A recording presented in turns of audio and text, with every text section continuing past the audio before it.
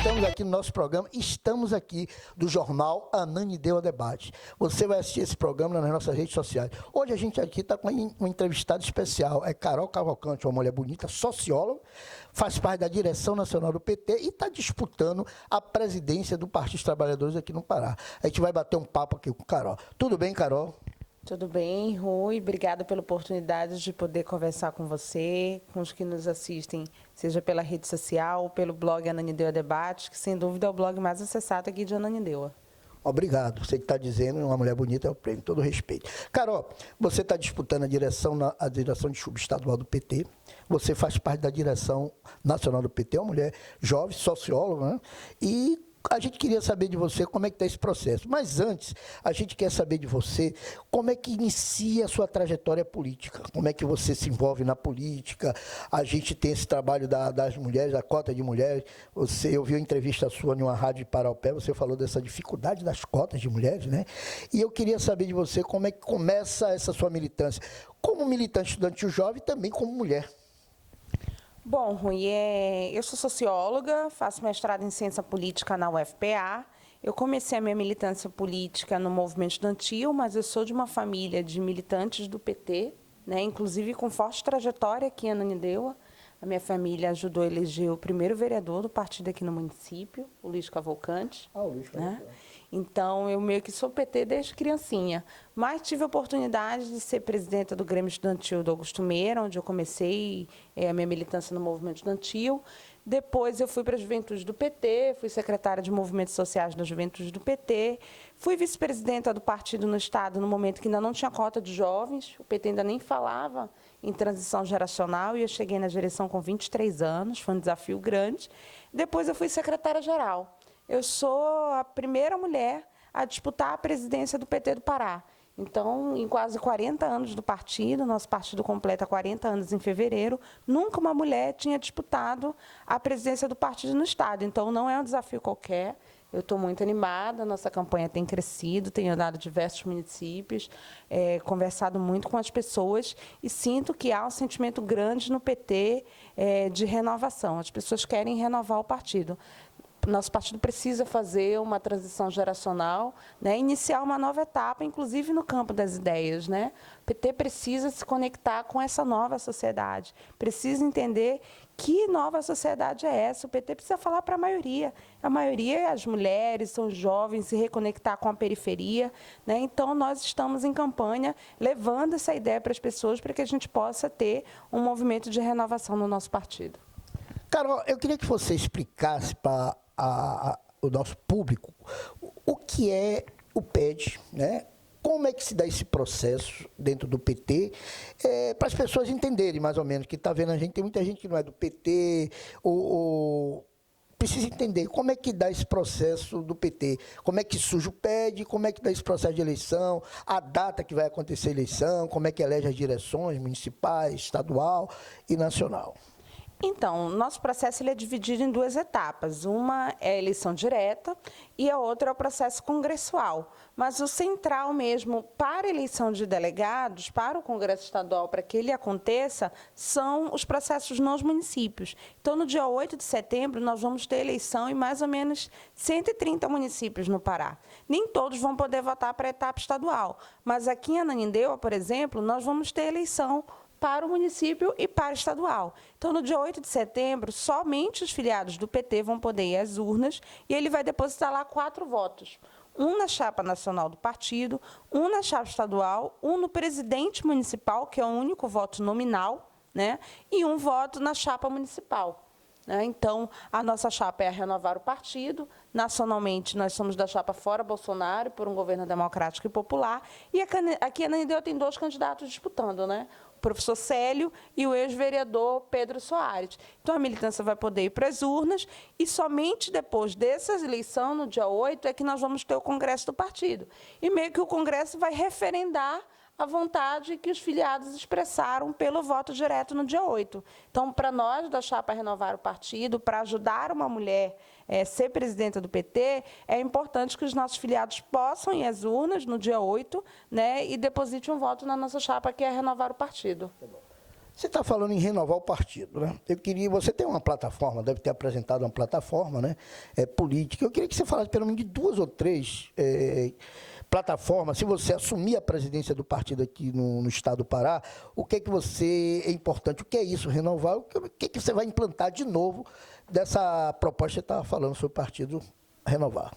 Olha, Rui, nós estamos impulsionando na rede social a nossa campanha e a gente coloca assim, todo dia a gente mais ou menos está divulgando um cardzinho sobre as nossas propostas.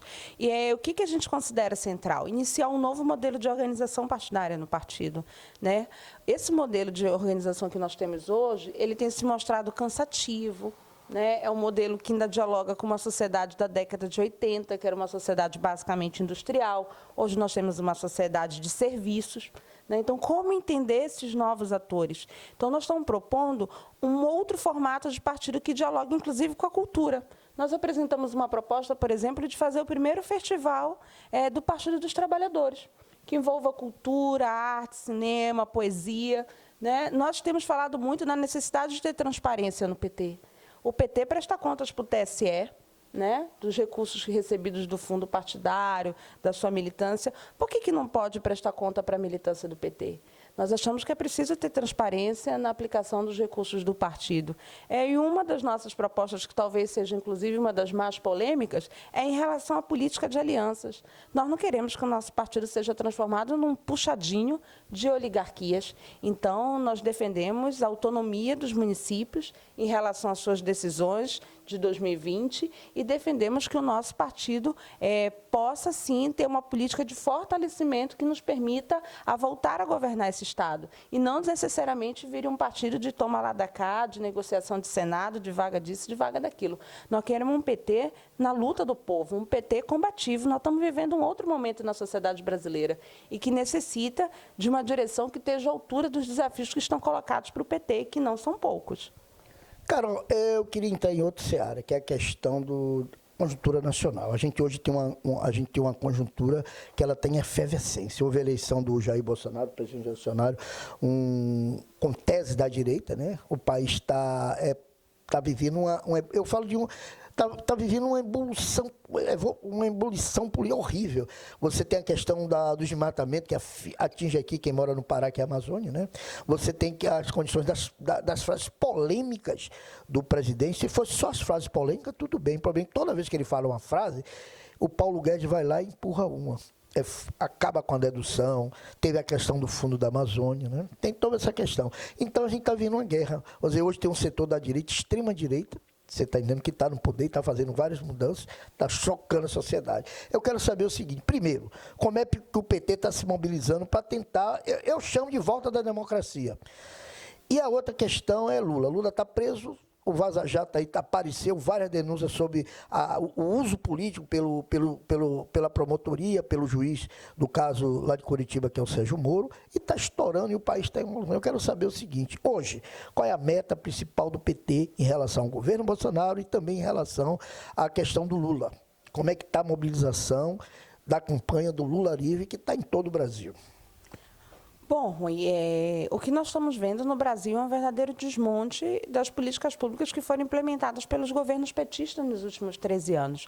O governo do Bolsonaro representa um governo de maldades contra o povo pobre desse país. O que fizeram com o presidente Lula foi uma verdadeira armação do judiciário, um complô da República de Curitiba para tirar o presidente da disputa presidencial, que o Lula estava liderando todas as pesquisas. O Lula ia voltar a ser presidente desse país. O que eles fizeram foi uma tentativa de interditar o presidente para que ele não disputasse a eleição. Isso fica muito claro quando eles tentam, a todo custo, impedir o presidente de falar. O presidente não pode falar. Por que eles não querem que o Lula fale? Porque o Lula fala para o coração do povo brasileiro. O Lula fala para o povo pobre desse país, para o povo que até ontem pôde comprar uma motocicleta e que agora está vendendo porque não tem condições de pagar o preço da gasolina. Um povo que comemorou a chegada do Luz para Todos, da energia na sua casa, e que agora está tendo que apagar todas as lâmpadas porque o preço da energia é um roubo. Então, as mensagens do Intercept só reafirmam o que a gente já vem dizendo há algum tempo, que houve uma armação política do judiciário para prender o presidente Lula. E o que é a nossa luta, o que a gente tem exigido é que o presidente tenha apenas um julgamento justo. Nós queremos um julgamento justo para o presidente Lula, que não é esse julgamento que o juiz Sérgio Moro fez, que ele combinava com o Ministério Público como é que seriam as sentenças. Simplesmente tinha uma armação ali para condenar o Lula. Né? Um juiz que deveria ser imparcial era totalmente parcial. O Moro é um militante político. Né? E os pacotes de maldades do Bolsonaro também têm feito a população perceber o que está em disputa nesse país. Há uma disputa de classe no Brasil. Né? E nós temos criado um grande movimento, inclusive internacional, para denunciar o que acontece no Brasil. Eu estive no encontro do Parlamento Europeu e os parlamentares me perguntavam o seguinte: é verdade que o juiz que condenou Lula é ministro? Eles não acreditavam no que está acontecendo no Brasil. É um escândalo aos olhos do mundo o que está acontecendo no Brasil. Então, nós temos denunciado o caráter político da prisão do presidente Lula. Tem uma vigília na porta da Polícia Federal, em Curitiba, que todo dia está lá denunciando o caráter político dessa prisão, dando força para o nosso presidente, né? E vamos continuar denunciando nas ruas, nas redes, o caráter político da prisão do Lula. Sobre o governo Bolsonaro e as eleições de 2020, nós achamos que vamos enfrentar 2020 em outras condições, né? O PT enfrentou as eleições de 2016 de uma forma que nenhum outro partido nesse país conseguiria sobreviver aos ataques que nós sobrevivemos. Nós não mudamos de nome, pelo contrário, a nossa legenda apresentou um programa bem mais à esquerda, por exemplo, do que foi os nossos 13 anos de governo. Então, nós achamos que nós vamos enfrentar 2020 numa condição mais favorável para o PT, né, e vamos enfrentar dialogando com a sociedade sobre o que está acontecendo no nosso país e da necessidade da liberdade imediata do presidente Lula. Carol, eu vou fazer uma última pergunta e já deixar você fazer suas considerações finais. A eleição do PT, como é que é a participação das mulheres na eleição do PT? Política, como é a participação estrutural, no diretório, eu acho que é diretório, né? Tem cota? Como é que está a atividade das mulheres? Tem uma cota das mulheres na direção do partido? As mulheres estão tendo uma atividade intensa no Partido dos Trabalhadores aqui no Pará? Olha, Rui, nós já avançamos muito no PT em relação à participação da mulher da política. Nós não temos cota no nosso partido, nós temos muito mais, nós temos paridade. No PT são 50% de mulheres e 50% de homens na direção do partido. Então, nós já avançamos bastante aqui de respeito à participação da mulher da política. Mas nós precisamos criar também mecanismos para que as mulheres possam efetivamente participar da direção do PT. Porque nós sabemos que o machismo na sociedade, a divisão sexual do trabalho, ela é algo estrutural. Né? Então, muitas vezes, nós não temos com quem deixar os filhos, nós não temos como nos deslocar para as reuniões, os horários das reuniões são nos horários que as mulheres têm outros afazeres, e, no geral, acaba propiciando uma participação muito mais masculina na direção do PT do que da participação das mulheres. Mas eu acho que a gente tem que avançar muito. A minha candidatura já representa esse novo tempo, né? Um tempo em que as mulheres deixam de ser secretária-geral, de ser vice, para serem protagonistas da sua história. Né, para mostrar que as mulheres podem, sim, presidir o partido, e acho que nós viemos para ficar. Né? Em 40 anos, nós conseguimos eleger pela primeira vez uma mulher presidenta, que é a companheira Gleisi, né, a nossa deputada federal e senadora, e acredito que, assim como a Primavera Feminista invadiu o PT no Brasil, nós vamos ter ela aqui no Pará também, botando as mulheres para ocupar a política e ocupar a direção do PT. Tá bom, Carol. Boa sorte. Obrigada, Rui. Agradeço a oportunidade de estar aqui conversando com você e quero fazer um chamado a todo mundo que está nos assistindo e que é filiado ao PT, que é filiado ao nosso partido, que não deixe de ir às urnas no dia 8 de setembro e que dê um voto pela renovação do PT na chapa 490. Um abraço e obrigada.